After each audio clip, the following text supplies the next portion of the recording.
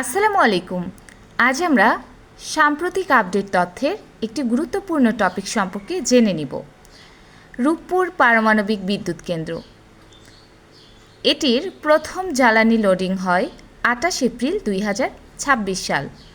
যাত্রা শুরুর স্লোগান ছিল রূপপুর থেকে রূপান্তর। এই রূপপুর পারমাণবিক বিদ্যুৎ কেন্দ্র বিশ্বে অবস্থান 33তম পারমাণবিক বিদ্যুৎ উৎপাদনকারী হিসেবে বিশ্বে অবস্থান।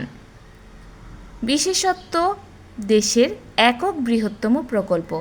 রূপপুর পারমাণবিক বিদ্যুৎ কেন্দ্রের বিশেষত্ব হচ্ছে দেশের একক বৃহত্তম প্রকল্প এটি অবস্থিত ঈশ্বরদী, রূপপুর, পাবনা জেলায়।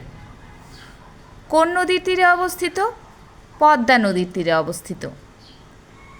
রূপপুর পারমাণবিক বিদ্যুৎ কেন্দ্রের সক্ষমতা রয়েছে 2টি ইউনিট 1200 করে 2400 মেগাওয়াট বিদ্যুৎ উৎপন্ন করতে পারে। এটি নির্মাণকারী অ্যাটমস্ট্রম এক্সপোর্ট, রাশিয়া। রূপপুর পারমাণবিক বিদ্যুৎ কেন্দ্রের প্রধান জ্বালানি হিসেবে কি ব্যবহার করা হয়? ইউরেনিয়াম 235। এটি ফিশন প্রক্রিয়ায় কাজ করে। রিঅ্যাক্টর হিসেবে ব্যবহৃত হয় VVER 1200। জ্বালানি সরবরাহ করা হয় টিভিএল ফুয়েল কোম্পানি, রোজাটম, রাশিয়া। রোজাটম কোথায় অবস্থিত? রাশিয়ায় অবস্থিত।